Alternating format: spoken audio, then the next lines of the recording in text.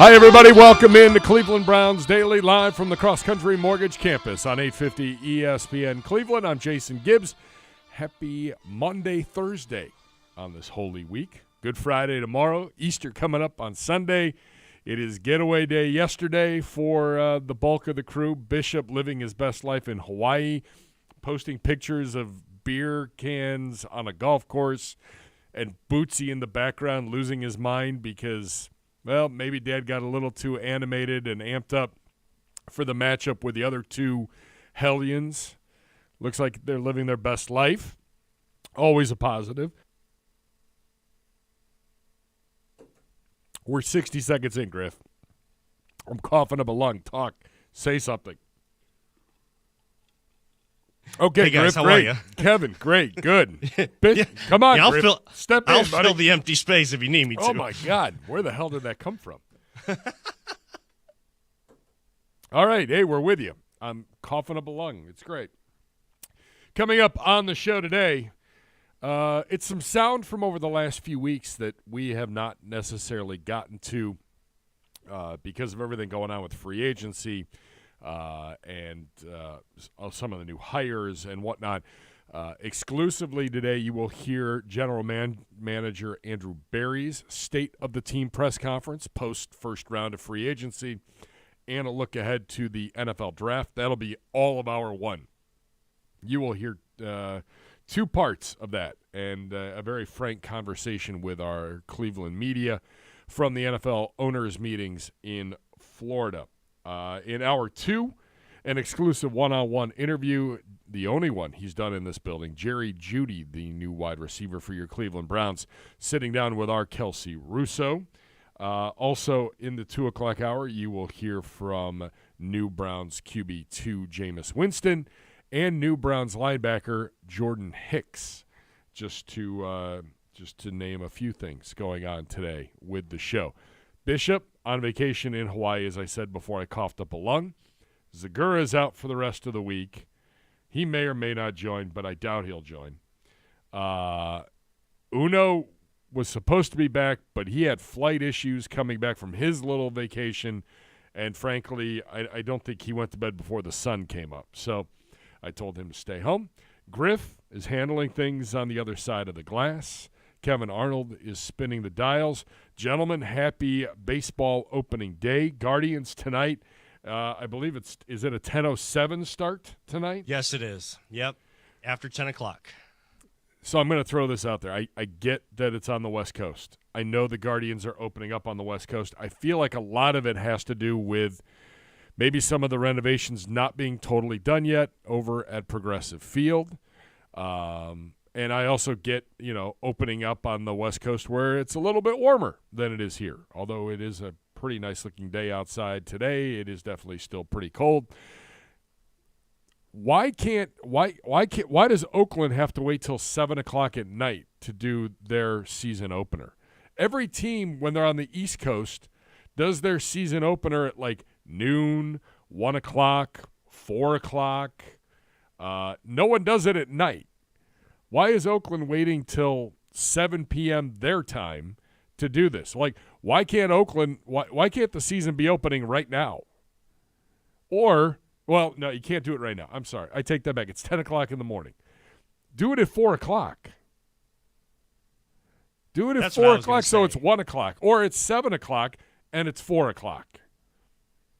You know, I was going to say, like, they do it at 4 o'clock their time, 7 o'clock here. That way we get a traditional start time here in our area, and we can actually all still watch it because everybody wants to watch their team on opening day, whether they're on the road or at home. Yes. We want to be able to watch our teams and not be in bed by the time that they start. I mean, this is stupidity at its finest. And, Griff, I know you're a big baseball guy. Help me understand why the A's can't open, why we can't play a game while it's still daylight out here, because there's no way I'm making it. I might watch the first couple innings, and then I'm cashed out tonight.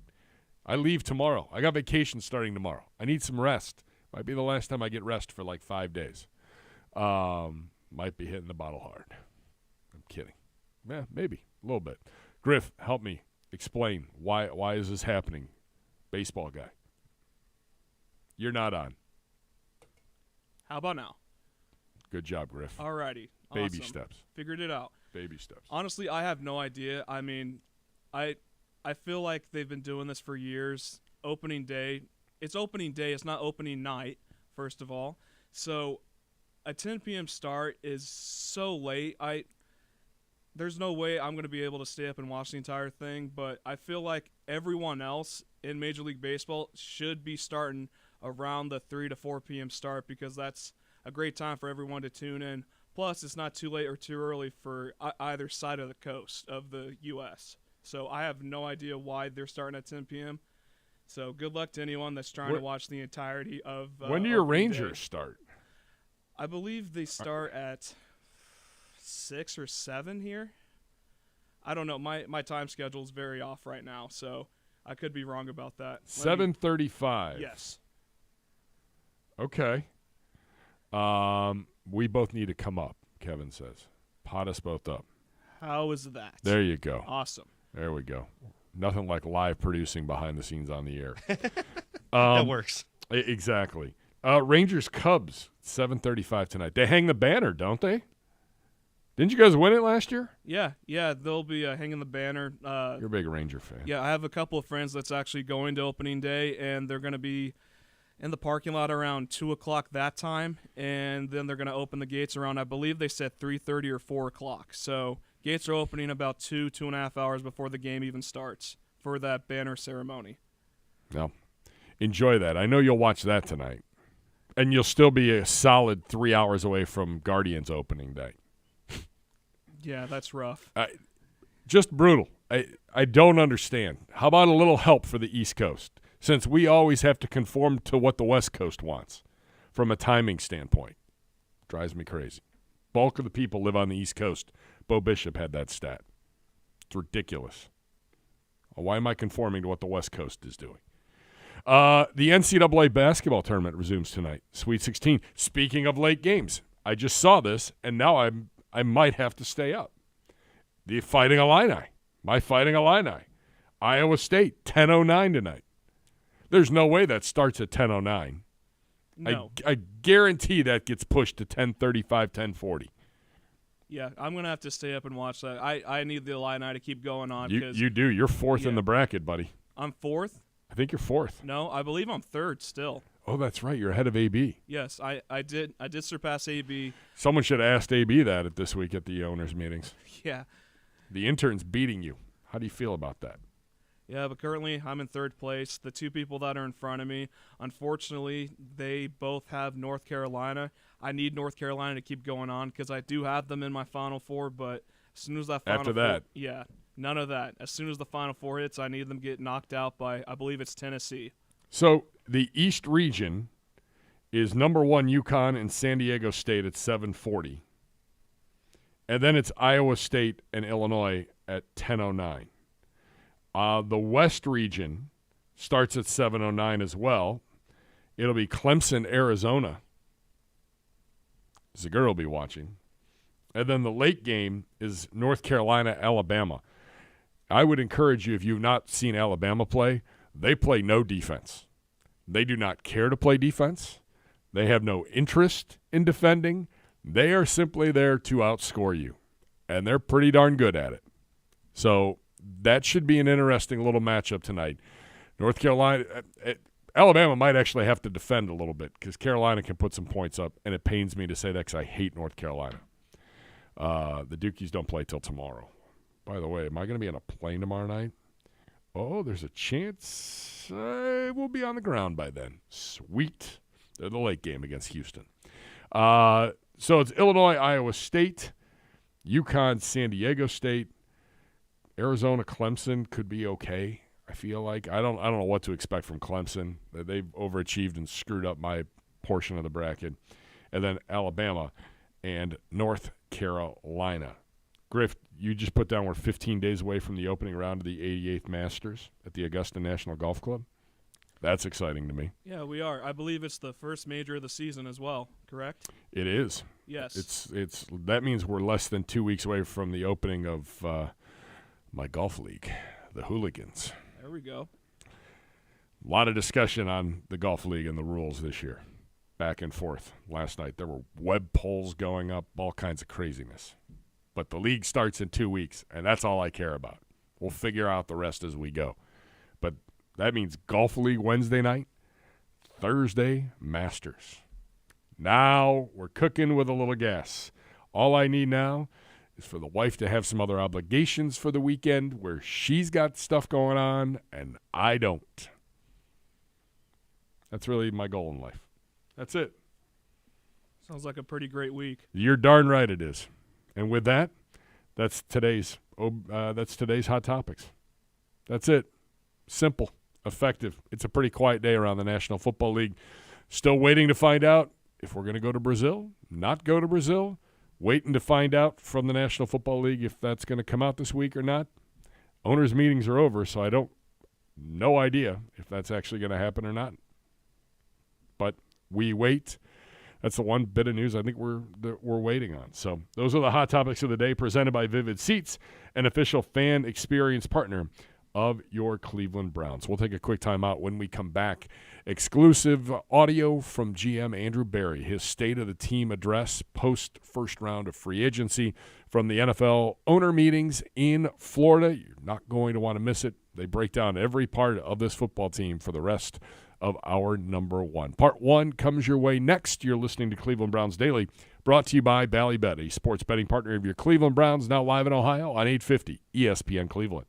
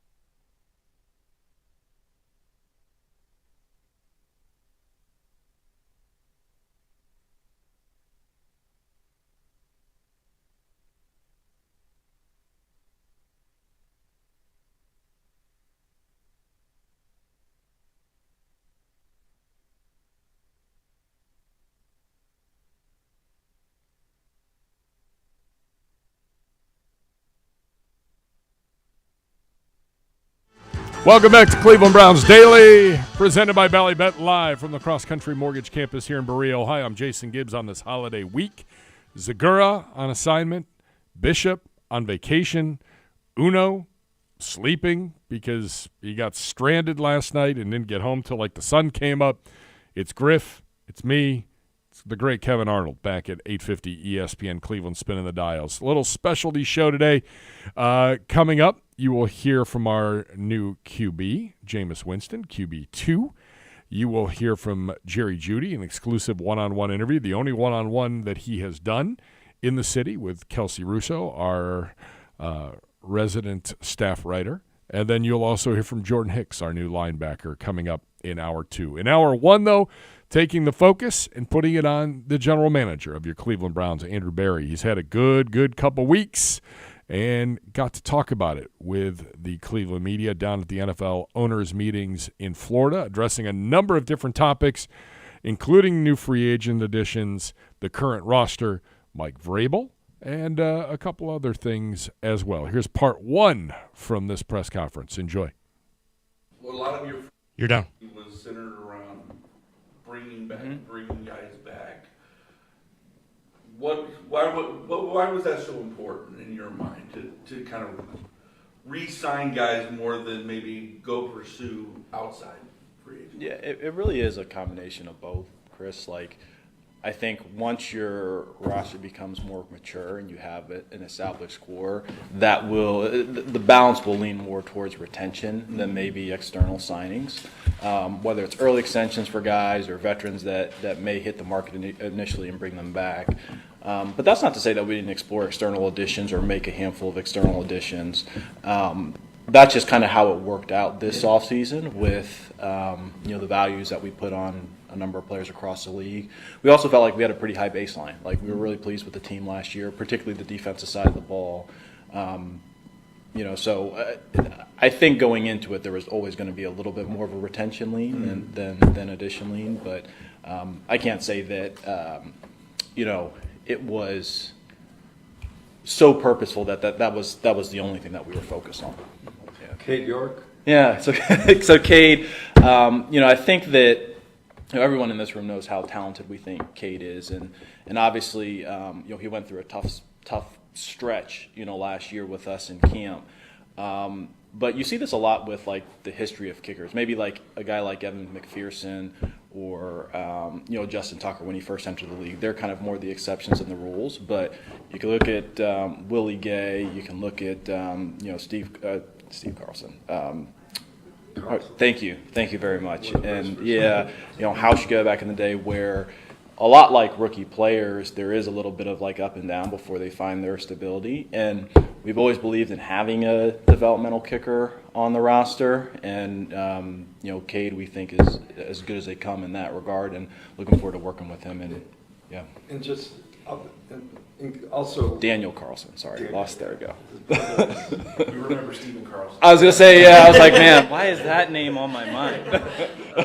In the case of both Cade and Judy, who you really liked coming out of the draft, but had to pick a tackle that year. How long do you trust your own convictions on the evaluation of a player? Judy's now entering his 5th year, but you still believe he's an elite player from what you've judged him originally. So I think probably 2 separate cases. One, so with Judy, the college evaluation, that's not really relevant in terms of the decision or the trade we made for Jerry. For Cade, because he only has really 1 year in the league, and he has the physical characteristics that a lot of the top kickers have in the NFL, and then honestly just the typical career trajectory of kickers in the NFL, where they do usually have an uneven first 2 seasons. And the fact that we were going to add a developmental kicker, right? Like, we're really happy with Dustin. Obviously, Dustin's our kicker this year, barring any type of catastrophic injury or something along those lines. But we felt like Cade was one of, if not the best options to work with in that developmental spot. And with Jerry, it really is more about the pro history at this point. We feel like we have an individual who's an elite separator, can play inside and outside, produce in less than ideal circumstances and usage for various reasons in Denver, and we feel like he complements our group really nicely. What's the mindset, I guess, doing the extension with Jerry early, like so quickly, I guess, after the signing? So like, one of the things that, we feel like is a competitive advantage for us has been our contract management philosophy. And we're firm believers that in that space, the best front offices or the best teams are proactive as opposed to reactionary in market dynamics.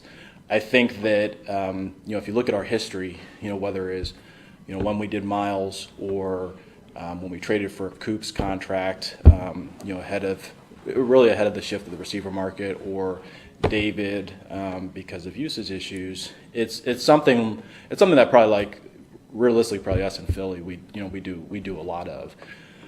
In Jerry's case, you already saw 2 new receiver contracts enter the market that really are harbingers of things to come in that market.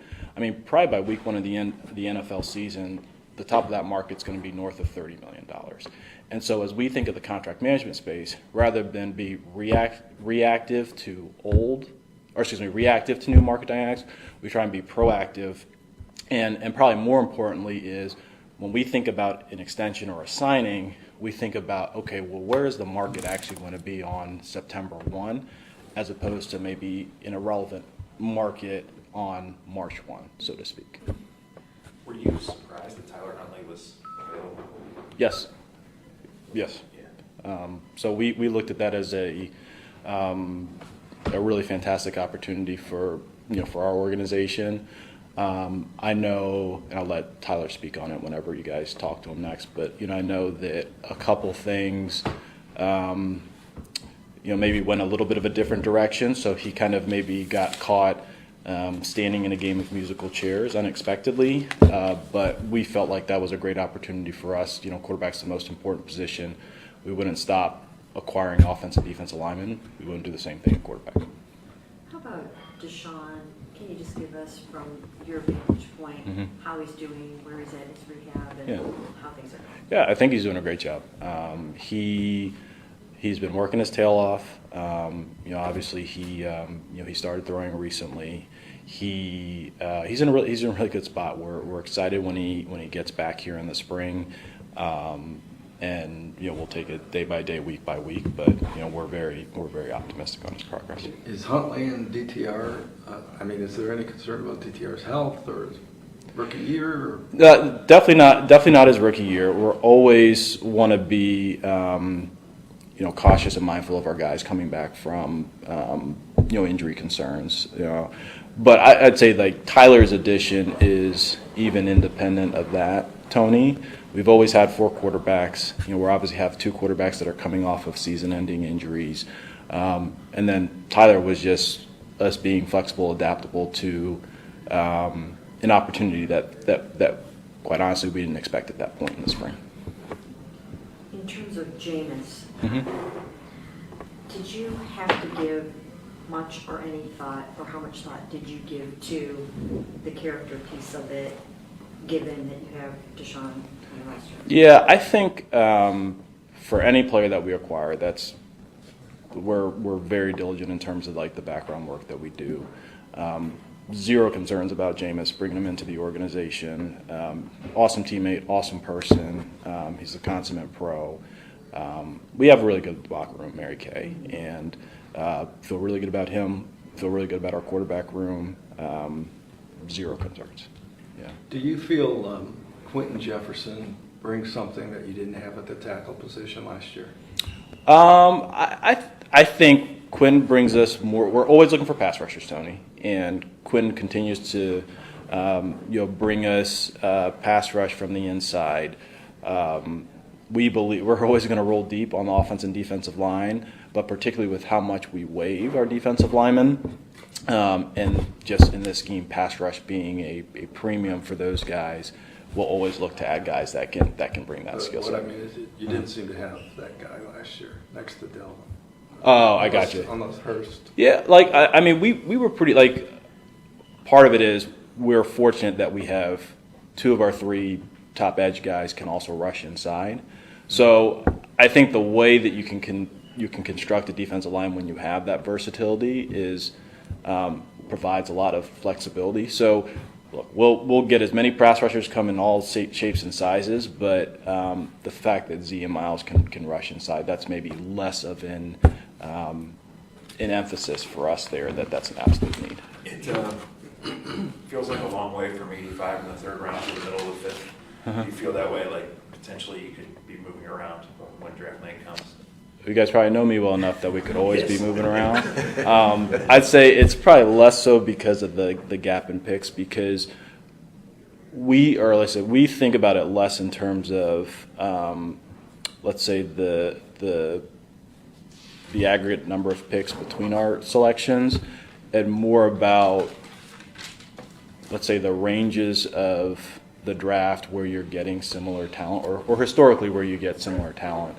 I think I've mentioned this before. Like, once you get to that point in the draft, the likelihood that you're getting a starter or a role player, it flattens pretty significantly, and probably a lot earlier than people maybe externally realize. So that's not really, to be honest, that's not really like a huge consideration for me. Andrew, you've had success over your career, kind of sounding like Mo Hurst last year, who injuries were a big concern. You're taking a swing on Devin Bush this year. What is the value you find in kind of making those swings? Obviously, it's low risk, high reward, but what goes into when you're evaluating those specific types of cases where injuries have really been a major issue in their development? So each case is, or I'd say each player is on a case-by-case basis. It depends on maybe the need or the skill set that we're trying to acquire at that point in time. And it also depends on acquisition costs, just quite honestly, and really what the risk reward is for signing or trading for a particular player. I think, largely speaking, you can't operate a sports team with being risk averse. You just can't, because any team's goal, it's all right, if you were a business in the S&P, it's not to be in line with the return of the S&P. You're trying to be the top name in the S&P. You're trying to win the Super Bowl, and that doesn't come without taking risks, big and small. But for those where you see it all the time, like J.C. Tretter is a perfect example. He was a guy who was injury prone for the first however many years of his career. We signed him. He didn't miss a single game while he was with us. Some guys, their bodies mature. They run out of bad luck. Joel Bitonio, two of his first 3 years, he had ended the year on IR. Sashi at the time extended him, and he had been an Ironman really for the past 6-7 years. So each situation is really on a case by case basis. Now that they've been able to digest the Houston game and Schwartz too, what are your theories on what happened? I mean, it's more than just a bad day. We just didn't play well. Injuries just catch up to you? No, we just didn't play well. Just period. We didn't play well. That's a good offense. Simple as that. I think a lot of times people want to take a singular game and make it something bigger than it actually is. But they have a really good quarterback, real good passing game, really good OC. We laid a lot of mental, uncharacteristic mistakes. Unfortunately, it happened. You have bad days at the office. And the larger season outlook on playing on the road, have you guys studied that? Come up with any theories as to what happened? Yeah, I remember last year it was something like first quarter scoring relative to fourth quarter scoring. I mean, every year you have some of these trends that honestly they probably fall out as you zoom out a little bit or as you go through time. We feel really good about the defense, really feel good about the defensive philosophy. So we're not going to get caught up so much in the weeds, but things that are maybe more macro trends throughout the season. What is the messaging coming from Dr. Neil Elishrash about Deshaun's shoulder injury? And you guys seem really confident that he's going to be totally fine. And yet I can't seem to find another quarterback that has had an injury like this for a comp. So what is the messaging on that? Yeah, I won't speak for Neil specifically, but again, all the you know, all the medical work that's been done at this point in time, Deshaun's recovery so far, it's been really positive. You know, we're not anticipating any issues. And is that in part because it's a bone and a bone can heal and become just as strong as it is? It's not like he's got pins and screws or ligaments or whatever. I think that's probably part of it, Mary Kay, but honestly, that's probably past my, just candidly, it's probably past my expertise, honestly. Is Vrabel involved in personnel in this role? Yes, yeah, In absolutely. what way? Yeah, Can I you won't utilize- go into the specifics, but I think any person who sat in like a head coach seat, like they just have like a broader perspective than, no different than like if you go from being a scout to a general manager. You just have a broader perspective in terms of team building and some of the challenges that come into place. We there are a lot of good relationships with Mike in our building between Kevin, myself, Jim. We love having him around, and we're using him in a variety of areas that we think that he can help with. But we're happy to have him aboard. How long did it take for that to sort of go from infant stages of those conversations to, deciding, yeah, this will happen? So it actually came together pretty quickly. Like when Kevin and I talked about it initially, we were like, I wonder if really the open question was, okay, this is probably the first time in his life that he's had a chance to like step away and kind of relax away from football. Like, would he be even interested in like coming aboard and helping? And we learned very quickly that he was interested, and if he wasn't interested, his wife was probably going to make him like be interested, that type of thing. So from there, it actually came together pretty quickly. And I think the other element is like if you're a GM or a head coach, you don't usually have the opportunity to use another general manager or head coach as a sounding board within your league. Like you may have like friends in the NBA or hockey or baseball that you can do it. And like with Mike, because we'd had such a good, relationship with him for like a number of years, he really was the perfect fit for our group. You see in college now, a lot of Saban was famous for hiring, hiring Yep. the House of Wayward coaches. Yes. Do you see that much in the NFL? Like, I mean, because this seems like a scenario similar to that. Yeah, so that's something we very much tried to do with coaches and front office personnel. Philly does it a lot. Like when I was there, like how he's always employed that strategy, and it's certainly something that we would mimic. So will you carve out a little broom closet for him or something like that? And would you like to have him around? Does he need an office, or how do you want this to go? Yeah, I mean, he definitely has a good working space when he's been in. I think for us, quite honestly, our assumption is that he's going to be well back into the head coaching cycle next year, just being realistic. So we're hopeful to use him as a resource and have a little fun with Mike along the way for the next year, and then we'll see how it goes from there. That is part one from our general manager, Andrew Berry's meeting with the media. Part two comes your way after this quick timeout. But before that, ever thought about hitting a golf ball inside Cleveland Browns Stadium? Here is your chance with Upper Deck Golf. Play an epic round of golf inside Cleveland Browns Stadium June 21st and 22nd. Enjoy a unique VIP golfing experience while hitting tee shots from the upper deck throughout the stadium down to custom greens on the field below. For more info, go to upperdeckgolfing.com. Book your tee time now. They are going fast. That is upperdeckgolfing.com. I'm Jason Gibbs, and you are listening to a special edition of Cleveland Browns Daily, brought to you by Ballybet, now live in Ohio on 850 ESPN Cleveland.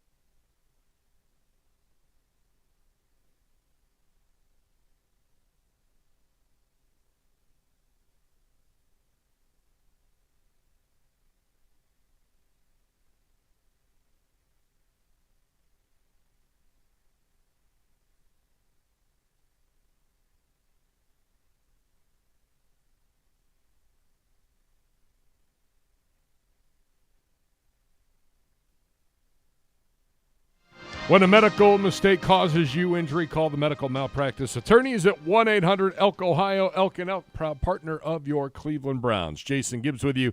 Special edition of Cleveland Browns Daily on this getaway holiday week. Bo Bishop on assignment, Zagur on assignment, Uno on assignment. I think Uno's back tomorrow. Some great audio that we haven't gotten to over the last few weeks that we're able to play for you today and tomorrow as well. You'll hear from Jameis Winston in hour 2, Jordan Hicks in hour 2, an exclusive one-on-one interview with Judy and our own Kelsey Russo coming up in hour 2 as well. Right now it is part 2 of our general manager, Andrew Berry's State of the Browns address from the NFL's owner meetings in Florida with the media. Have a listen. Greg Newsome, can you shed any light on their plans on May 2nd for him? I will. His name keeps coming up in trading rumors too. Yeah, I can't help what players come up in trading rumors. We have that every year, but we're pleased with Greg. Anticipate him continue to playing a big role for us. What about Brandon Phillips? Am I thinking of the linebacker? Oh, Jacob? I always call him. Yeah. So Jacob's still a free agent. Has he got anything left to bring back? Yeah. So he's it's funny. I actually talked to him on the phone the other day. He's fully healthy in Florida, training hard as he always does. I know he's without speaking for him. I know he's exploring a number of different opportunities. We feel good about where our linebacker room is headed, but I think hopefully Jacob can stay healthy, and he'll obviously continue to resume his career. Whether it's here, that's probably unlikely. Dewan, could he play left tackle now or down the road? Is that something you guys have talked about? I think I said this in 2020, where tackles are tackles. I think the distinction between left tackle and right tackle is obsolete. We're in a division where T.J. Watt plays on the offensive right, the entire game. It's not really a lot that we've talked about. We're pleased with Dewan in terms of where he is. But like I said, I think the distinction of left and right tackle is obsolete. Considering Judy is idolized Cooper, followed him for so long, does that make Cooper more valuable and more apt to extend? I wouldn't say any personal affinity would really impact our valuation or an extension decision for really any player. Look, Coop's a Pro Bowl caliber receiver. He's played really well for us the past 2 years. He's a strong presence in the locker room. We love him. So players like that, you want to make sure that you can retain as long as possible. And we'll work through all of that at the appropriate times. Andrew, when we talked to Jimmy yesterday, he said that he was close to signing both you and Kevin to extensions. My question is, how much does that mean to you and Kevin have worked so well together, and to know that you're going to have the opportunity to carry this forward? Yeah, so you guys know me well enough that I don't really talk about contracts and that. You're gonna make an exception. Yeah, no, even for my own, I'd say this. I feel very blessed that to have Kevin as a partner, and I think you guys all know how highly I think of him, both professionally and probably more importantly as a person. It's fun to go to work with him every day. It really is, and I think as much as he's accomplished in his first 4 years, there's a lot more runway in the next 10. So I'm really excited to see where the team heads under his stewardship. And then I would say to Jimmy and Dee, they've been fantastic. I don't think that they get enough credit for their ownership of the Browns. They're incredibly supportive. They're great with resources. They push where appropriate. But I think the thing that often goes overlooked or not said enough is, as much as they push their people, they really care about them as people. We're not just commodities, so to speak. And that's something that means a lot to me. I know it means a lot to Kevin, and we're fortunate to have good ownership here. We know you well enough to know you're not going to answer this one either. You were the youngest GM ever when you got hired. You're still one of the younger ones. I know you're worried about next month or even next week, but has the thought ever crossed your mind that you could do this for a long, long time? Great question. Probably depends on like the week and like the year. If I'm being totally honest. But there are only 32 of these jobs, and I'm fortunate enough to be able to do it in a really good place with really good people. It comes with extraordinary challenges, but I always tell my family, I visit my parents in Atlanta after this, and the way I look at this job is it's an incredible life experience, and that's like with the good stuff and the bad stuff, and it's pretty cool because you learn a number of new skills seemingly every year. Like I even think about it like, okay, sitting with you guys today versus, and I guess really only Mary Kay and Tony were the first time I did this when I was 28 in Berea, and like how much I dreaded, like that was the thing I dreaded the most about the job, like talking to you all and thinking about, I guess at this point, was it 24, like 8 years later, just even thinking about like the growth in something as small as that, let alone the other skills that you develop that are outside of football, just kind of like managing an organization or, managing people. And so from that aspect, like I love the subject matter. I love the people that I work with. I love how much I learn on a yearly basis. I feel like every year I go, it makes me realize just how little I know. And that's pretty cool, something that kind of stretches you and forces you to grow. Now, the Nick Chubb question. Do you need to adjust this contract?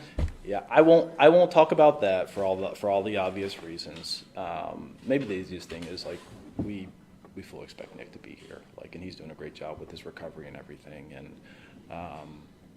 I meant what I said at the end of the season. I meant what I said at the combine. We do not want the injury in Pittsburgh to be his last snap as a Cleveland Brown.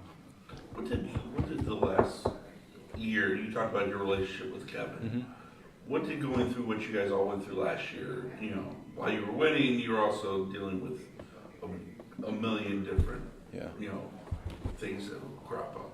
What did that do to solidify that relationship? What did you guys learn through that about each other? Maybe you didn't. I'll be honest, Chris. We went through a lot tougher stuff before last year. Like last year, I mean, COVID, obviously trading for Deshaun, the Odell situation. This last year it was like, okay, it's just injuries. Like that's So that last year really wasn't like last year was challenging, but it paled in comparison to the first three, if I'm being honest. So, but to answer your question, so one thing my dad always said, like ever since I was in high school, he was a general manager for a TV station in Baltimore for 10 years, and he would always tell us as kids, he was like, build relationships in non-crisis times. Build relationships in non-crisis times. And I talk about like that personal element with Kevin, where like just enjoy being around each other. I tell you how, like, I know you guys don't always see it, but he has like a fantastic sense of humor. He's a really good family man. And like really doing that over the first number of years, like, so then when we're dealing with a crisis moment or maybe a tough conversation, whether it's with like the roster or staff or something along those lines, it just makes it a lot easier. So we've had so many reps over the first, 3 seasons that when it gets to the point of, largely managing the roster and figuring out how we're going to change our identity given the major injuries, we had enough practice where we kind of knew how to do it. Kind of going off that, you mentioned staff. I'm sure, you guys came to a resolution, but I'm sure you guys have made a lot of moves especially on the offensive staff.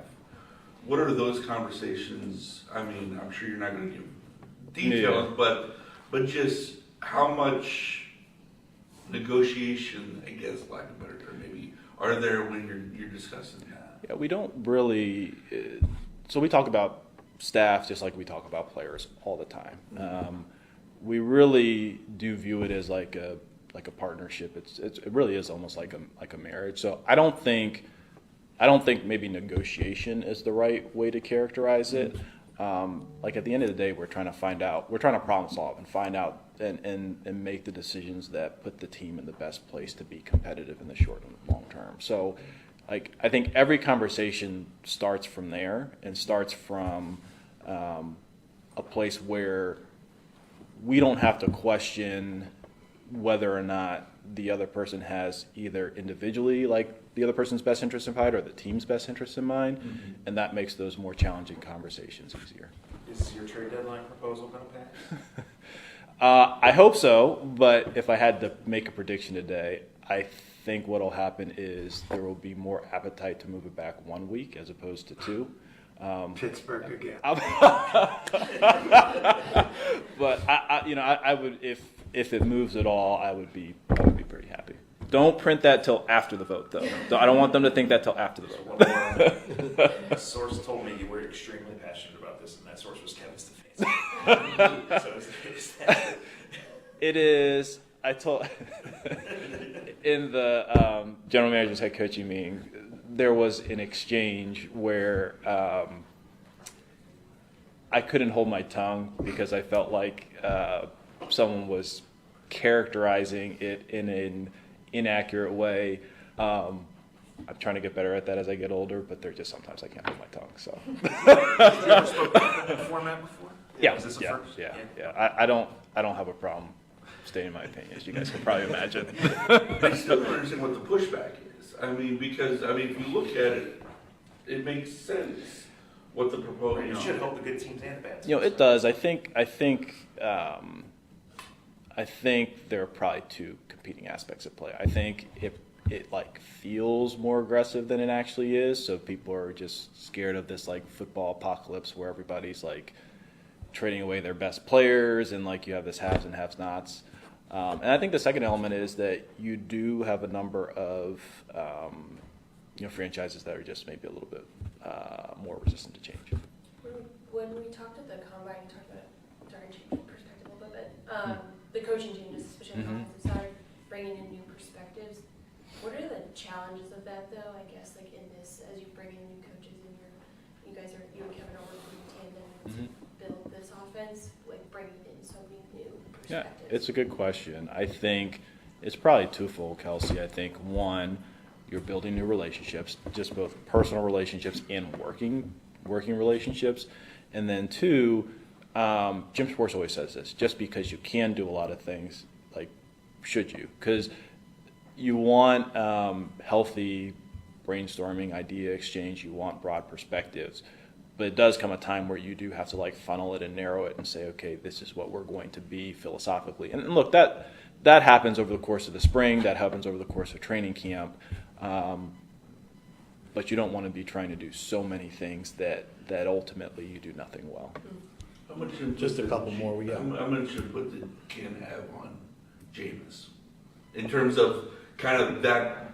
What kind of quarterback you wanted in that spot? Yeah, so like we always take the input of our coaching staff when we make the decision. Doesn't mean that we'll just go a certain way. But one of the things I would say with Jameis is like style. Because I've heard this like narrative before. Like stylistically, he's actually pretty different from Deshaun. Like he's not like Deshaun. He's really a true dual threat quarterback. Jameis is really more of your traditional pocket guy. So I think this, and then really Tyler, he's really different than both. Like he really spans more in terms of his ability to create out of structure, and probably closer to Lamar than like your pure like dual threat passer. So we really do have like three different styles of quarterbacks in that room, in terms of like the vets, and we have taken the approach that you really just want the best players. Like it's up to your coaching staff, your coordinators to be able to adapt based on what your trigger man strengths are. In terms of Nick, just for us to be able to help set expectations properly, because I think fans are thinking that he's just going to go bounding out there on September 6th or whatever the case may be and rush for 100 yards and be the Nick that everyone knows. I hope that's the case. Yeah. But are there expectations that that we can help set forth here on Nick? Honestly, it's probably too early to really understand like what he's going to look like. He's doing truly doing a fantastic job with the rehab, and he should start to load run like probably sometime this upcoming month. What do you mean load run? like right now he's strengthening his quad, he's doing like the rehab and everything, but it's not like he's gone out and done sprints, agility drills, stuff like that. But That's this month he will. This month we expect that he will. Okay. But you did add 2 running backs. And Yeah. You have 4. So, I'm sorry. 5. Now you have 5 running backs. So I think usually we either have 6 or 7 going into camp, Tony. Usually 3 of them are like undrafted free agents or something. I'm sorry. Usually 2 or 3 of them are undrafted free agents, though. I mean, you went out and got 2 veterans. Yeah, I wouldn't read too much into that, to be honest with you. Like Deontay, he really, I think, has a skill set that's probably pretty similar to how we used Kareem this past year. And then Naheem was honestly really more for his return value and his pass game skill set. So I wouldn't read too much into that. In terms of, just Nick for Yeah, the season. yeah. It seems to me like he might need a little time at the beginning of the season, and maybe we shouldn't be like acting like he's going to be Yeah, ready to go week 1. I think that as we think about it, until we see him in the next couple months, I think the next, call it 3 months, will be pretty telling in terms of like his potential readiness for early in the season. We are going to be conservative in terms of like our approach in our assessment with building the roster, because he is coming off of a major knee injury. But I do have to give him a lot of credit. Like he's done a really, really nice job. But I think we'll have a better sense. Don't hold me to it, but I think probably if you ask me that question around the draft, I may have maybe a little bit more of a specific answer. Yeah. We saw in a picture last week the quote in your office about being willing to get fired and win a Super Bowl. Something like. How long has that been there? Either since year 1 or 2, I've had the job, something like that. Is that from Howie? Mm-hmm. Yeah, I have like a motto. I keep quotes, which are things I read, people I've worked for, and also like my kids. I have a section that's just with my with my kids, and so there are a couple that stay on the board. That's one. Kwesi has one, but Howie is he's a well of wisdom. I will say that. So I'll share this with my other favorite Howie quote that I use with my staff now is when I work for Howie, be like, okay, like here's what I think, here's like the plan and everything like that, and he goes, okay, good, that sounds great. Now if you're any good, you'll get it done. And he goes, and I was like, all right. He's like, I kind of laughed, but like he was not joking, and because like he always tells a story that Andy Reid used to say that to him when he was the personnel director under Andy. So those are my 2 favorite Howie quotes. And do you feel any urgency with that number 1 with your first pick to steer toward a certain position? No. And part of it is like you can't dictate the draft at 54. So you have to be flexible. It's a little bit, like when we took Martin in, what was that, 22? I don't think anyone thought that we were going to take a corner. But like you just can't be so rigid or dogmatic. And I've told you guys this before. Like we don't think of the draft as need necessarily. We think about it as more like long-term investment in the roster. And I think that's a perfect example of why. I always speak in such glowing terms of Kevin's ability to call plays. And I'm just wondering, I know he's not ready to make that decision yet, but will you have some input in that? I mean, do you not want him to give it up too early before he sees and you guys all see what he's really capable of doing? I think like I view myself as more of a sounding board in that. Like I trust his judgment in that regard, and I think that with the play calling process, like Kevin has a self-deprecating sense of humor, but he'll always say like, okay, if you know how to like read, you can be a play caller. I think the larger point there, or maybe he wouldn't say this, but I would say, being a play caller, like the play calling process, it's not Sunday, or like the least amount of work is on Sunday. A lot of it is the planning that you do throughout the week, and the plan that you put together going into the game. There's certainly like a feel element. Like I don't think anyone would dismiss that, but that's like really the tip of the iceberg, where it's really the process by which you get to your play sheet and how you organize it that really leads to success. Yes, combine, I'll try again. We got to wrap. This is the last one. Just make it a good the one. process of international games. whether you get Brazil, London, or doing it all this year, what goes into that? What is that process like?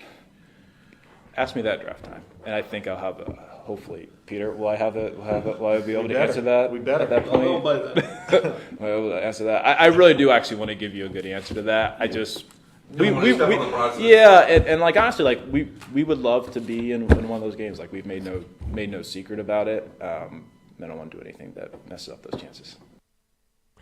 Hour 1 in the books. That's GM Andrew Berry's State of the Team address post the first round of free agency and live from the NFL owner meetings in Florida. Coming up in Hour 2, an exclusive one-on-one with Jerry Judy and Kelsey Russo, our staff writer. You'll also hear from Jordan Hicks. After the timeout, you will hear from new quarterback Jameis Winston. I'm Jason Gibbs, and you're listening to a special edition of Cleveland Browns Daily, brought to you by Ballybet, now live in Ohio on 850 ESPN Cleveland. Hi there, this You guys are down. ESPN Cleveland, a good Karma Brands radio station. WKNR Cleveland. My house has a new glow. I love my windows. Stacking here. So Windows Direct. Hey, it's Riz. Right now, schedule your Got free it. in-home And estimate. so, for every two Kev, windows when you- buy, get the when you next send two it back free to plus us for a these free next upgrade three to triple segments, pane glass. And we'll do the double audio, energy tax and credit. we'll play Restrictions everything, apply. and we'll Like feed me, you'll be everything to saying, you, I okay? love my windows. Okay, so you guys are okay. You're hitting play on Jameis, Kelsey, and Correct. Jordan Hicks. Yep. You'll just send it to break and bring us back every time.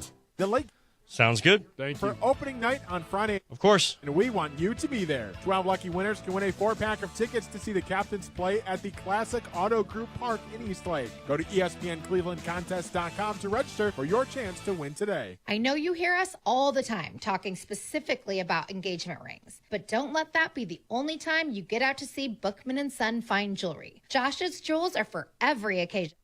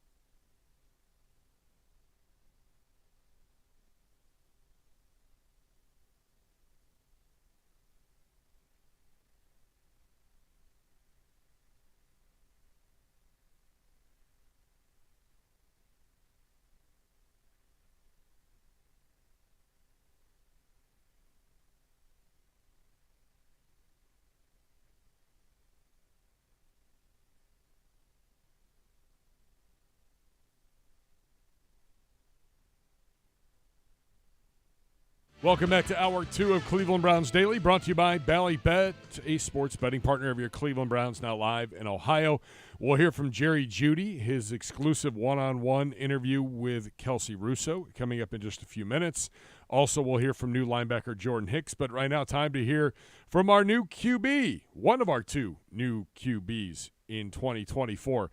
Jameis Winston's inaugural meeting with the Cleveland media. Have a listen. Hi, Jameis. Just wondering, I think the question that's on a lot of Browns fans' minds and a lot of people's minds, what kind of person, in addition to the football player, what kind of person are the Browns getting? What kind of character? And perhaps maybe how have you changed over the past how many every years? The person that this organization is getting is first and foremost a man of God and faith who is about increase. And in terms of changing over the course of the past few years, significantly, 4 years ago, I got married to the love of my life, my high school sweetheart. So not just being a man of God, but a husband and a father of 2 kids. So priorities change when you see and know that things are bigger than you. So I'm here to do what God called me to do. And that is to lead and advance his kingdom in any way, shape, or form. So that's the man that you're getting. Thank you. Thank you. All right, next we'll go to Scott.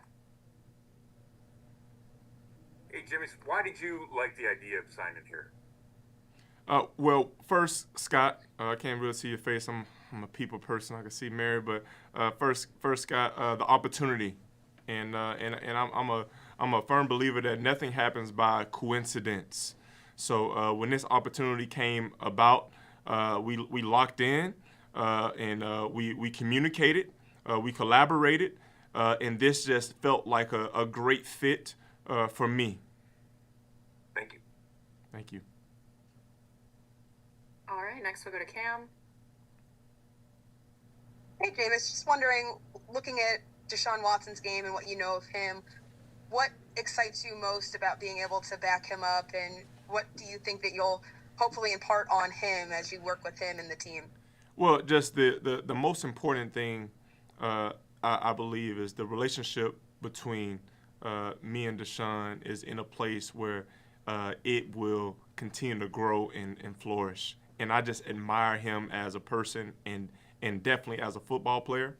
I look forward to allowing him to lean on me for anything that he needs, and also encouraging him and providing him with different resources that he probably hasn't gotten for people that have been in the same room as him, whether that's film studies, film tendencies, whether that's cooperating with the receiver room, cooperating with the running backs, just serving him and his team the best way that I can. Like I said earlier to Mary Kay, is that I'm a man of increase. I'm a man of faith in God. So I know it is not only a passion of mine to lead and to impact those around me, but I feel like it's a privilege. It's a privilege when I'm provided with an opportunity. Like I tend not to look ahead of me and tend to look behind me. I tend to focus on the now. So I'm so excited to work with this young man and allow him, help him be what he is capable of being, and that's being one of the best quarterbacks in this league. Thank you. All right, next we'll go to Tony. Hi. I'm not able to hear you real good, Tony. Tony, you're breaking up. Tony, I didn't know Cleveland had bad service, man. We in some mountains. You out fishing on the lake? Not with this weather. All right, we're gonna move on to Tony. Tony's ice fishing. All right, we'll go to Dan. Hey, Jameis, welcome to Cleveland. Yeah. Okay. Can you hear me now? Oh, there's... Yes, I got you, Tony. Okay. Well, I I'll go. All right, Dan. You've mentioned helping Deshaun, and obviously I know you're a guy that wants to be a starting quarterback again in this league. But since you left Tampa, how have you sort of learned to embrace, being the backup and everything that goes into it, and the importance of that role? Well, the most important thing that I saw, Dan, and I continue to talk about it, is just the opportunity that we get as football players. We've been playing this sport, myself, since I've been 4 years old. So the experiences that I've been able to accumulate, the experiences that have taught me things for anyone's benefit, like just the wisdom that I have attained, whether it's strategic from a football side, or whether it's emotional, physical, from just a personable side. I think from the outside looking in, a lot of people view football players as these athletes who put themselves on the pedestal, but growing and experiencing the highs and lows and learning how to be content with every situation that I'm in has just created a different type of confidence and a different type of will, knowing that I can impact anybody, anywhere, despite the role that I may have. And Dan, man, I have played some incredible roles over the course of my 4 years in New Orleans, which I believe has equipped me for anything that this game, that this business has to give me. And just on top, I did want to ask you, what do you think is the biggest thing you learned in those years in New Orleans? Well, the biggest thing that I learned is no matter if it's being high or being low, but to remain content and present in the now and controlling what you can control. All right, thank you. Thank you, Dan. All right, next we'll go to Ashley. Hey, Jameis, I just wanted to get into a little more you and Deshaun. When did your paths first cross? And just talk a little bit about the relationship you guys maybe have already pre-established with you coming into this room. Well, I passed first cross back in 2014 when we played Clemson. And just from his success on then, I've always encouraged him, shot him Instagram messages every now and then about me being proud of him and continuing to persevere. And we just kind of just stayed in contact in that way. The biggest thing about this relationship is when not only is this going to be a credible relationship, because me and him have both had a lot of success throughout our football career, but it's going to be a relatable experience with us both being African-American quarterbacks out of the Deep South, right? So I've experienced some of the certain things that he's experienced throughout his career, which allows him to be able to depend on me or to lean on me to different specific avenues that he might want to pursue, or any questions that he might have. But one of the biggest things that I'm bringing to Deshaun is just really support and encouragement, because he has achieved so much, and that's why he is this organization's franchise quarterback. But as a lot of us know, we all make this ship go. So every role, the role that you guys play, the role that I play, the role that the radio guys play, the coaches play, we're all in this together. So the more that we can be focused on the same goal and mission, and right now, really every team's mission should be at the beginning of the year is to win football games and win the Super Bowl right now. So I think that is our main focus. And as long as we got that same eye-to-eye determination to go bring this city what it deserves, I know we're going to be great, and I know we're gonna bond well.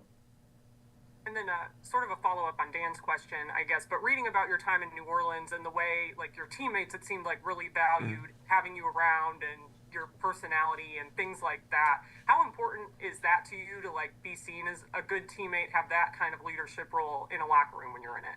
Well, when you are who you are every single day, it's easy to be that same person every single day. And I think a lot of people, they love people that are genuine. They love people that are of increase and optimistic. So I try to make sure that I'm focused. I'm focused on that space. I'm focused on how we can get better and how we can get better together. So I'm always looking for ways to enhance those around me, because I know that is what a leader encompasses.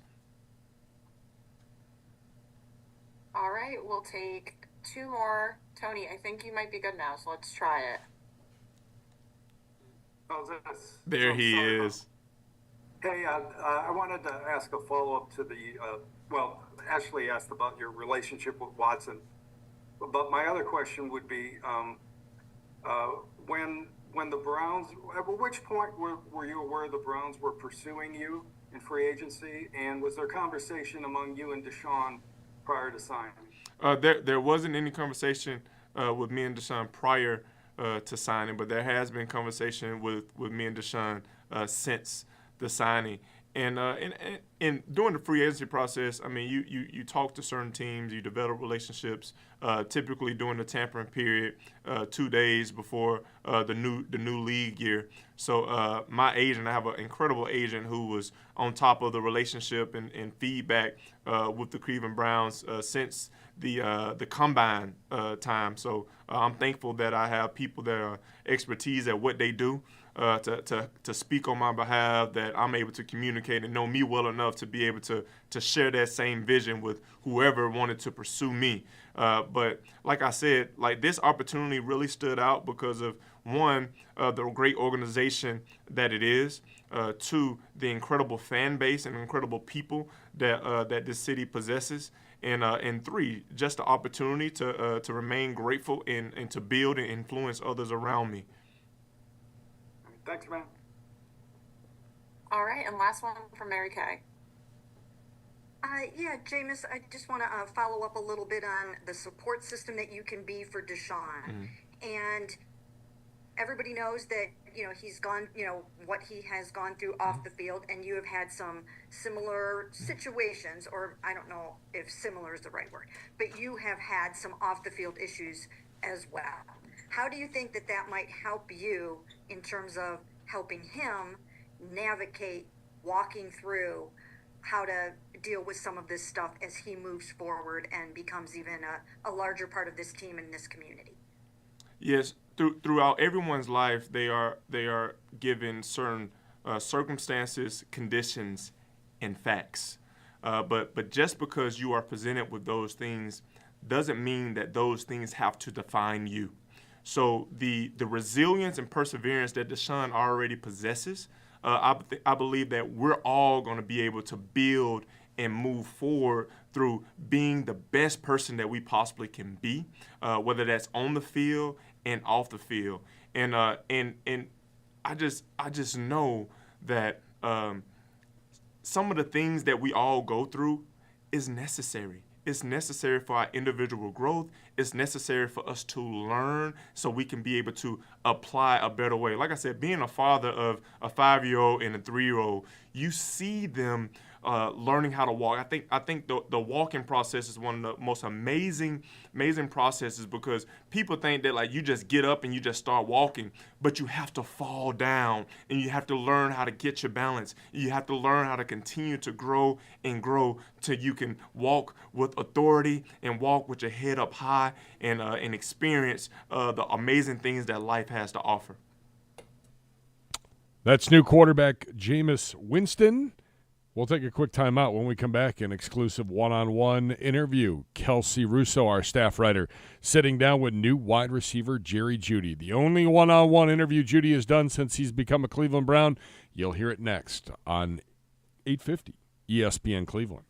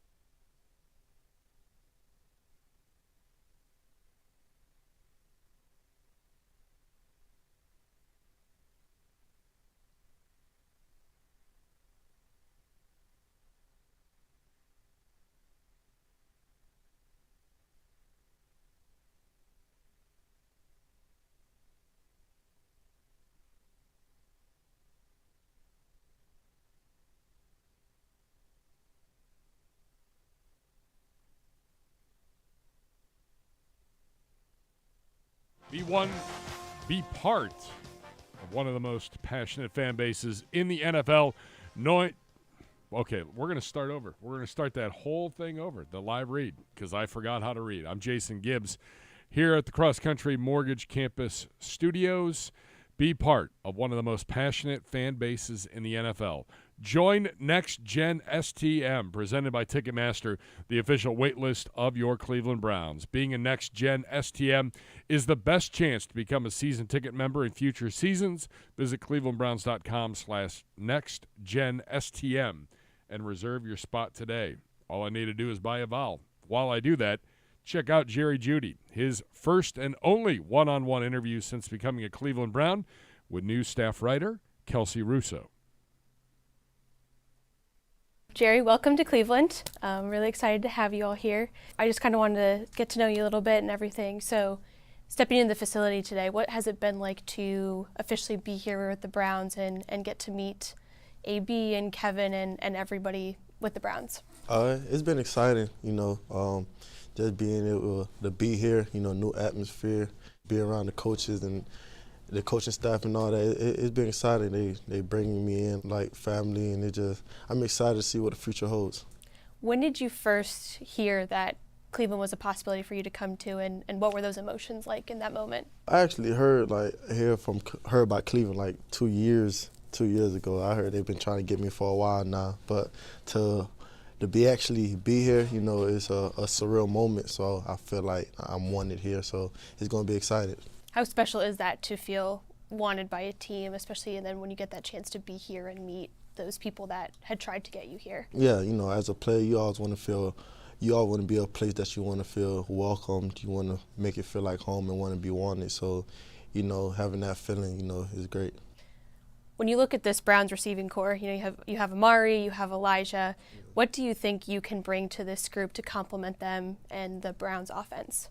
We got a great receiver, like you said, Mark Cooper, Elijah Moore, guys that know how to get open, and I feel like I could bring the same thing to the table, get open, create separation, and make plays after the catch, and I feel like we got a great set of receiver core that could bring all that to the table, actually. And looking at what Deshaun brings, from a quarterback standpoint, at Denver you went through a bunch of different quarterbacks, but what do you think, or how do you think your skill set can fit with Deshaun and just the way that you two can complement one another as well? I think we can complement each other real well. Deshaun, a smart, accurate quarterback that know where to put the ball for receivers to make plays, and it's going to be exciting.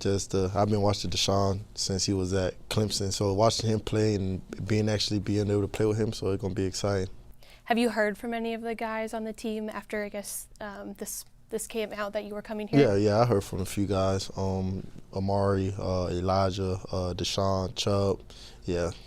What did that mean to hear from Amari? Because obviously you both went to Bama, and just who he is as a wide receiver. What did it mean to hear from him? Yeah, it means a lot. Over my times at Bama, I got a chance to catch up with Amari, and become close friends with him.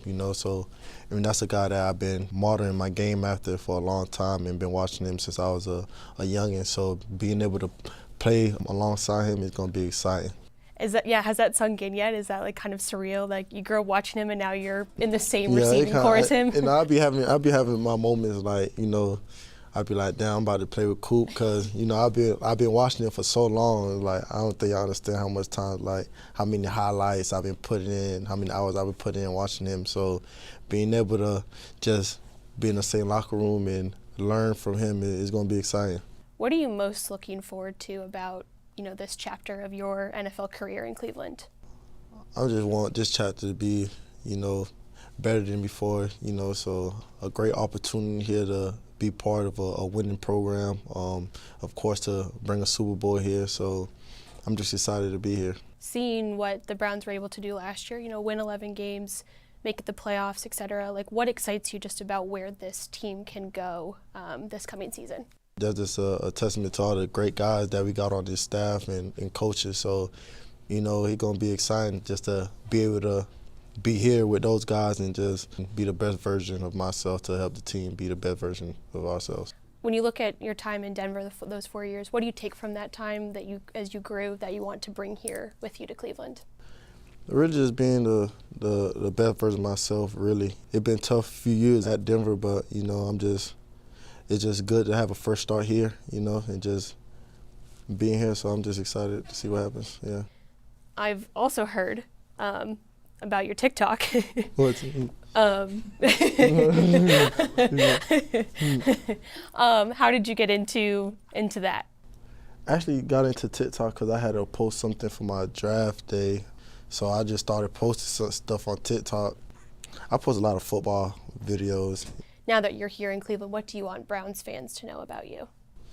I love the game of football, and I just want to be the best version of myself being here and do whatever I need to do to bring Cleveland a Super Bowl. So I'm going to do my best to try to impact the community the best I can, because I remember when I was, you know, down bad, when I was younger, you know, there's a lot of stuff that people did in the community that helped me and my family out for the long run. So I want to just be able to give back to the community and be able to do that for others. Really excited to welcome you here to Cleveland. Thank you so much for your time. No, thank you for having me.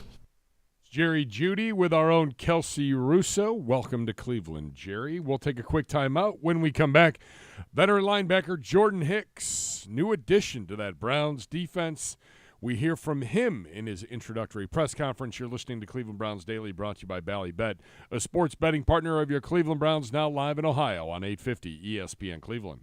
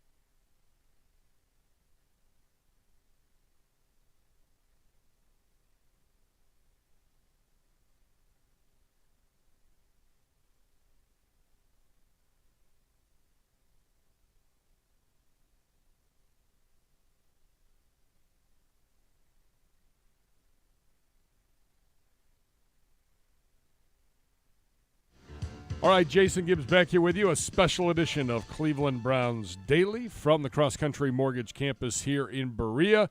Time to hear from a newcomer on the defensive side of the football. Not a lot of changes. We brought back a lot of guys, but a few changes in that linebacker room. And the big one, Jordan Hicks, who comes to the Browns from the Minnesota Vikings, and before that was with the Philadelphia Eagles. And, boy, a guy that I think is going to fit in quite nicely here with Jim Schwartz and company. Have a listen. Good. So what was attractive about signing with the Browns? Yeah.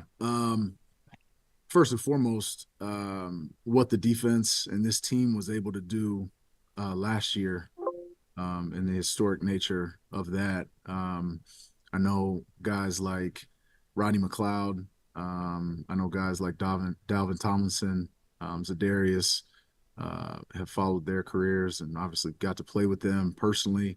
And, just watching them, talking to them, obviously is a huge part of free agency and just understanding, different situations. And then ultimately, you look at Jim Schwartz and the ability to get back to playing with him, having success with him in Philly, and then watching his success here. I think with the opening, a linebacker and the talent that this group has and this organization has, I think it's a recipe for something special. Thanks. All right, next we'll go to Mary Kay. Oh, hi, Jordan. We just got word, or some of us just reported that Devin Bush has signed with the Browns. So just wondering, have you gotten a chance to kind of talk to him a little bit today, get excited? And, what do you guys think that now you're going to have with you, Devin, and JOK? Okay, well, I have not gotten to talk to him, and wasn't 100% aware of that. So, obviously, if that's the case, that's exciting news. But you look at JOK and his natural ability. I mean, he's all over the field. I've watched him for years now, got a ton of respect for his game. And obviously have played against and competed against Devin Bush multiple times. So got a lot of respect for those guys, excited, to get in the room and get back established, get back to playing football, because, that's what we do this for. How dynamic do you think that linebacking core can be with you three guys in there leading the way? Yeah, extremely. There's a lot of work that goes into it, obviously. You got to earn it day in and day out. But I think, if a group like that wants it bad enough, you can be as good as you want. Thank you. Thank you. All right, next we'll go to Dan. Hey, Jordan, welcome to Cleveland. A little more on Jim Schwartz. What was it about playing for him again, and what did you love about playing for him in Philly? Yeah, obviously we had the success, through our run there. But one thing about Jim and his defense is it's concise. Your role, and how offenses are going to attack you. I just mentioned earlier that when I look back on my career and I look back at the times and the years that I played as clear-minded as I ever have, it was with him. It was those years with Coach Schwartz. And I think that's just, due to the preparation that he brings, the understanding of the defense, the understanding of how offenses are going to try to scheme you up, and then just executing at a high level. And then obviously, you mentioned a guy like Rodney who was brought here in part for his leadership ability. I'm assuming that's something that you want to bring here too, and that's something that Jim wants you to bring as well. Absolutely. I mean, it's kind of been my role since I was in Philly, as a kind of more of a young guy.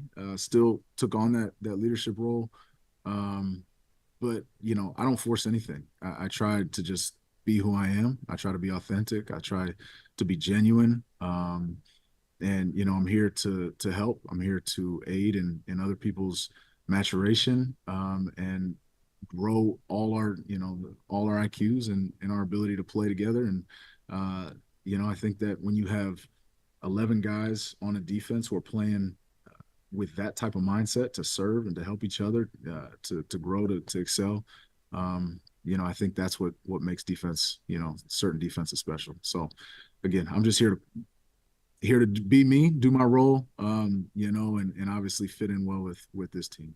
Yeah, thank you. Yeah. All right, next we'll go to Ashley. Hey, Jordan, another question about Jim, because I know Rodney talked about this some last year, but, knowing he would kind of, stepped away from that D coordinator role, especially when he was going through his health issues, to see him come back last year and this defense perform as well as it did, were you surprised at all that Jim, had that kind of performance in him? And what does it mean to you just as a former player to see him have that kind of success again? Yeah, I mean, it's awesome to see, right? Because you always follow the guys you played for. You follow teammates, you follow teams, you follow defensive coordinators and coaches. So to see him come back and have the type of success that he has is not surprising, knowing who he is, knowing what he brings energy wise, knowing what he brings mentally to a team, to a culture, and understanding his part and how to build a group of guys to achieve something special. So not surprising, but excited to be a part of it. Excited for another opportunity to play for him and have a shot. That's what you play this game for. I'm going into year 10, right? I want to win. I played on teams that don't win, and it's not fun to play this game. So when you're on an organization that takes it as serious, as the Browns do, and have an expectation of doing more than what is just acceptable, that's what good teams do. And I'm sure it's been a whirlwind for you, but since you mentioned some of the guys you played with in the past, I wanted to ask you specifically. You haven't played with JOK yet, but I wondered what you think about him so far, if you've had a chance to talk to him since he's the one coming back. Yeah, haven't talked to him yet. Very excited to, but I've seen his game, over the years, just continue to excel. And you watch him, he's all over the place, right? You see a guy, you watch, you put on film, and you say who stands out, right? Obviously, there's certain people on defense, and he's one of them. Just his ability to understand, how to attack the ball, how to go, how to just use his natural ability, his instincts, to find the ball, right? And obviously, his speed and strength is out of the, God-given, something you can't teach. So excited to get around. I'm excited to get around the entire group. All right, next we'll go to Chris. Hey, Jordan, I wanted to ask you about, you had an injury scare last year that you went through. Can you describe going through that and how that, what that did for you, perspective wise and everything, just sort of, as you get later into your career, kind of give you a different outlook on getting to play this game? Yeah, I mean, I've had my fair share of injuries throughout the years, and have been able to bounce back.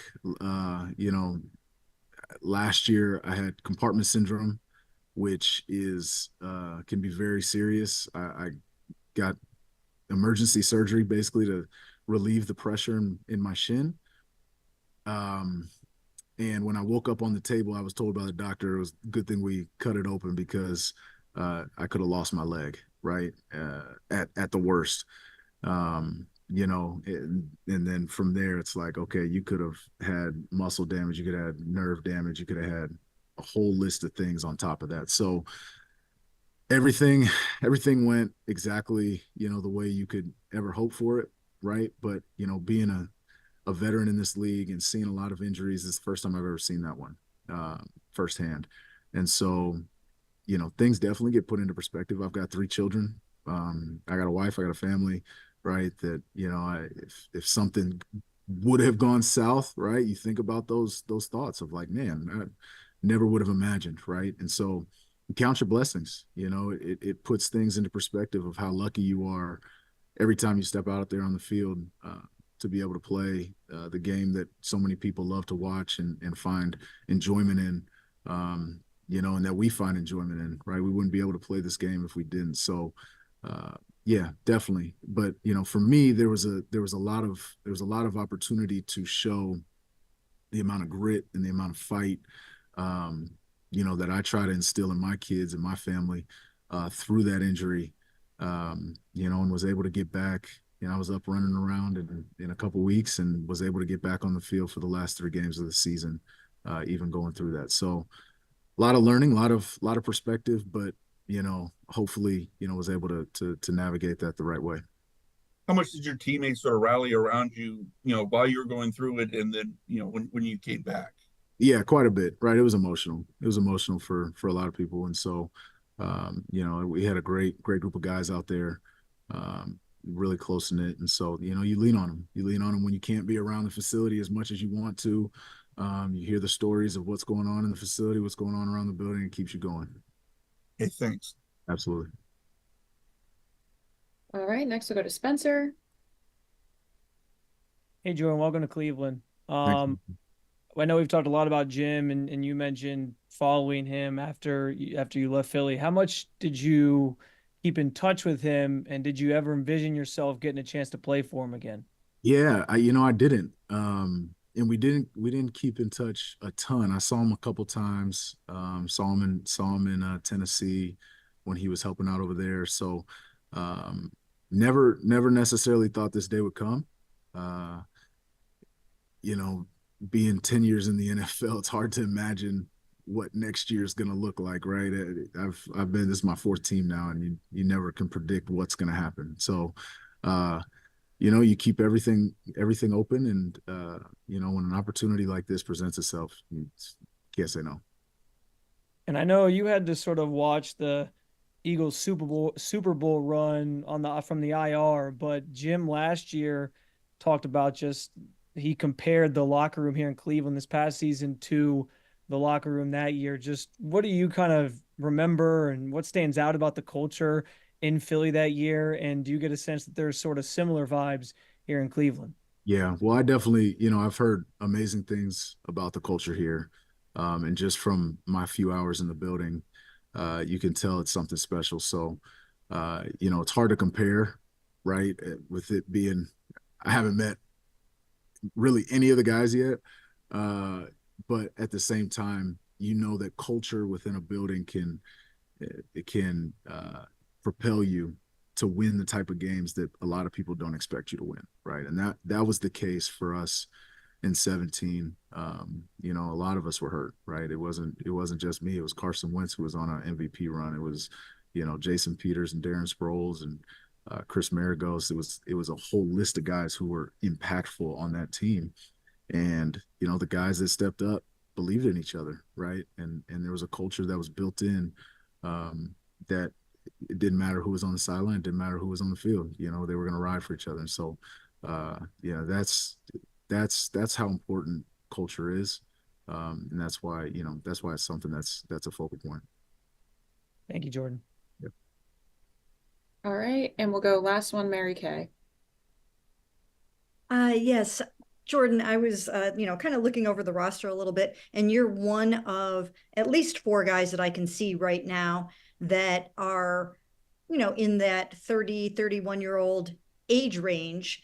You've got Shelby Harris, Zadarius Smith, Quentin Jefferson. You guys are all longtime savvy veterans. You all have kids. Is it nice to come to a team where that veteran experience is valued, and you will have guys like that you'll have plenty of in common with as well? Absolutely. It's just speaks to the culture that I think they're trying to build. And then also, the fact that they're trying to compete right now, right? It's not always about looking ahead and always going younger, right? If it was that was the case, I wouldn't have a job right now, right? So appreciate that very much so. But at the same time, it's a testament of what's being built here. And, you've got to, I think there's a good blend. You got to have a good blend of veteran leadership along with young energy and young players that, you can build this thing and help, get this thing going in the right trajectory.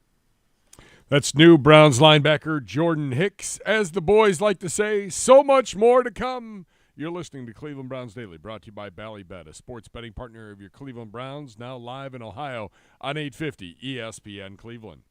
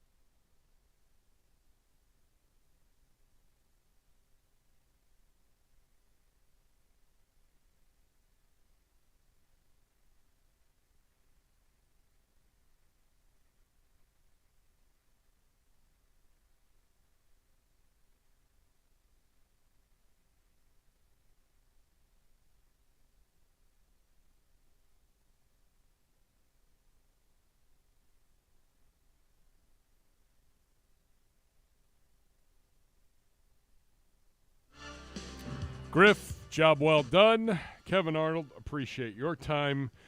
Shout out to AB for giving us a few minutes of his time. State of the team through the first phase, I should say, of free agency from the NFL owners' meetings. You also heard from Jameis Winston, Kelsey Russo with an outstanding job sitting down with our new wide receiver, Judy, and new Browns linebacker, Jordan Hicks. We are back with you tomorrow with another special edition of Cleveland Browns Daily. The next level is next. Go Guardians. First pitch, 10:07. Get a nap, kids. It's going to be a long, long night with that and the NCAA tournament. I'm Jason Gibbs. Thanks for watching. Thanks for listening to Cleveland Browns Daily, brought to you by Bally Bet, now live in Ohio on 850 ESPN Cleveland.